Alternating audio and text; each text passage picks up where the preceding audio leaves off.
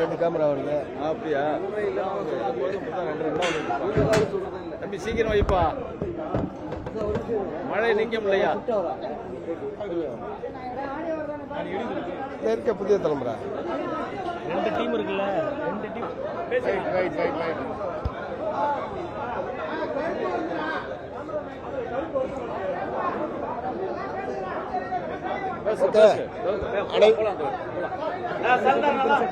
ஒரே சத்தமா இருக்கு. அமைதி அமைதி. அனைவருக்கும் வணக்கம். எங்களுடைய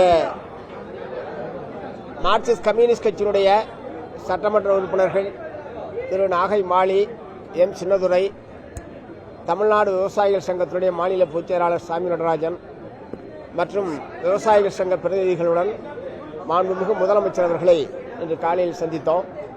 முதல்ல இன்றைய தினம் தமிழ்நாடு முழுவதும் உள்ள பல லட்சக்கணக்கான மாற்றுத்திறனாளிகளுடைய ஜனநாயக குரல் உள்ளாட்சி மன்றங்களில் எதிரொலிக்கக்கூடிய வகையில் மாற்றுத்திறனாளிகளுக்கு உள்ளாட்சி மன்றங்களில் இடஒதுக்கீடு வழங்கக்கூடிய ஒரு மசோதாவை காலையில் மாண்புமிகு முதலமைச்சர் அவர்கள் அறிமுகப்படுத்தியிருக்கிறார்கள். உண்மையிலே ஒரு வரலாற்று சிறப்புமிக்க நிகழ்வுதான் அது.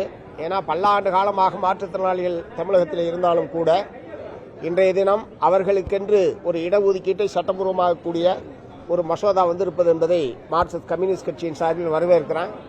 இத்தகைய நல்ல முயற்சிக்காக முதலமைச்சரிடத்தில் நான் நன்றி தெரிவித்துக் கொண்டேன். இரண்டாவது, தமிழ்நாடு முழுவதும் லட்சக்கணக்கான மக்கள் கோயில்களுக்கு சொந்தமான நிலங்களில் குடியிருந்து வருகிறார்கள், சிறு வியாபாரம் செய்து வருகிறார்கள். அவர்களுக்கு அவ்வப்போது நீதிமன்றத்தின் மூலமாகவும் இந்து அறநிலையத்துறையின் மூலமாகவும் அவர்களுக்கு கூடுதல் வாடகை விதிப்பது அல்லது வெளியேற்றுவது போன்ற அச்சுறுத்தல்கள் என்பது தொடர்ந்து இருந்து கொண்டிருக்கிறது. ஆகவே தலைமுறையாக குடியிருந்து வாழ்ந்து வரக்கூடிய மக்களை எக்காரணம் கொண்டு வெளியேற்றக்கூடாது என்பதை முதலமைச்சர் அவரிடத்தில் நாங்கள் வற்புறுத்தினோம். அப்போது இந்து அறநிலையத்துறை அமைச்சர் மாண்புமிகு சேகர்பாபு அவர்கள் உடன் இருந்தார்கள். எக்காரணம் கொண்டும் கோயில் நிலங்களில் குடியிருக்கக்கூடிய மக்களை அப்புறப்படுத்துகிற நடவடிக்கையில் அரசு ஈடுபடாது என்கிற உறுதிமொழியை அரசின் சார்பில் மாண்புமிகு இந்து அறநிலையத்துறை அமைச்சர் அவர்கள் தெரிவித்திருக்கிறார்கள். அதை போலவே முன்தேதியிட்டு வாடகை வசூலிப்பது, சதுர அடி அடிப்படையில் வாடகை வசூலிப்பது என்பதெல்லாம் ஒரு தாங்க முடியாத சுமையாக மக்களுக்கு இருக்கிறது என்பதை அரசுடைய கவனத்துக்கு நாங்கள் கொண்டு வந்திருக்கிறோம். ஆகவே அதை ஏற்கனவே தவணை அடிப்படையில் பெறுவது, மாத வாடகையாக வசூலிப்பது என்கிற முறையில் மாற்ற வேண்டும் என்கிற கோரிக்கையை நாங்கள் வற்புறுத்தியிருக்கிறோம். அதை பரிசீலிப்பதாக சொல்லியிருக்கிறார்கள். அதே மாதிரி காஞ்சிபுரம் மாவட்டம் உத்தரமேரூர் வட்டம் மருதம் என்கிற கிராமத்தில் ஒரு 750 ஏக்கரில் புதிதாக சிப்காட் அமைப்பது என்று அரசு அறிவித்திருக்கிறது. அதில் ஏறத்தாழ 500 ஏக்கர் விவசாயிகளுக்கு சொந்தமான நிலம், 500 ஏக்கர் நிலமும் 500 விவசாயிகளுக்கு சொந்தமான நிலம்.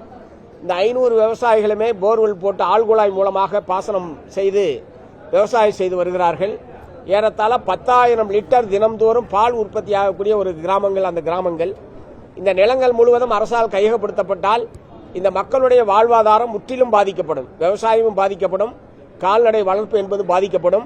ஆகவே அரசு அறிவித்திருக்கக்கூடிய மருதம் கிராமத்தில் அறிவித்திருக்கக்கூடிய அந்த சிப்காட் திட்டத்தை திரும்ப பெற வேண்டும், மறுபரிசீலனை செய்ய வேண்டும் என்று நாங்கள் முதலமைச்சர் அவர்களிடத்தில் வற்புறுத்தியிருக்கிறோம். அவர்கள் பரிசீலிப்பதாக தெரிவித்திருக்கிறார்கள். இந்த கோரிக்கையை வற்புறுத்துவது சம்பந்தமாகத்தான் இன்றைய தினம் முதலமைச்சரை சந்தித்தோம் என்பதை தெரிவித்துக் கொள்கிறேன். கார்ல் மார்க்ஸ்க்கு சிலை அறிவிச்சிருந்தாங்க. முதன்மை சாலையா இருக்கக்கூடிய அண்ணா சாலை இந்த மாதிரியான முக்கியமான இடங்கள்ல வைக்கணும்னு ஏதாவது கோரிக்கை வச்சிருந்தீங்களா? இல்ல வேற எங்க? இல்ல, கார்ல் மார்க்ஸுக்கு சென்னை மாநகரில் சிலை அமைக்க வேண்டும் என்பது மார்க்சிஸ்ட் கம்யூனிஸ்ட் கட்சியின் கோரிக்கை. அந்த கோரிக்கையை ஏற்று மாண்புமிகு முதலமைச்சர் அவர்கள் கடந்த 3ஆம் தேதி சட்டப்பேரவையில் அறிவித்திருக்கிறார். அதற்காக ஏற்கனவே 10ஆம் தேதி சந்தித்த போதே நாங்கள் கட்சியின் சார்பில் நன்றி தெரிவித்திருக்கிறோம். ஒரு பிரதானமான இடத்தில் அமைக்க வேண்டும் என்பது எங்களுடைய கோரிக்கை. ஒரு உலகத் தலைவர், பல நூறு ஆண்டுகளுக்கு மேலாக உலகம் முழுவதும் இருக்கக்கூடிய பாட்டாளிகளால் போற்றப்படத்தக்க தலைவர் அவர். ஆகவே அவருக்கு ஒரு பொருத்தமான இடத்தில், பிரதானமான இடத்தில் அமைக்க வேண்டும். இப்ப நீங்க கேட்டதுனால சொல்றேன், மேதின பூங்காவில் கார்ல் மார்க்ஸினுடைய சிலை அமைப்பது பொருத்தமாக இருக்கும். அதை அரசு பரிசீலிக்க வேண்டும் என்று கேட்டுக்கொள்கிறேன்.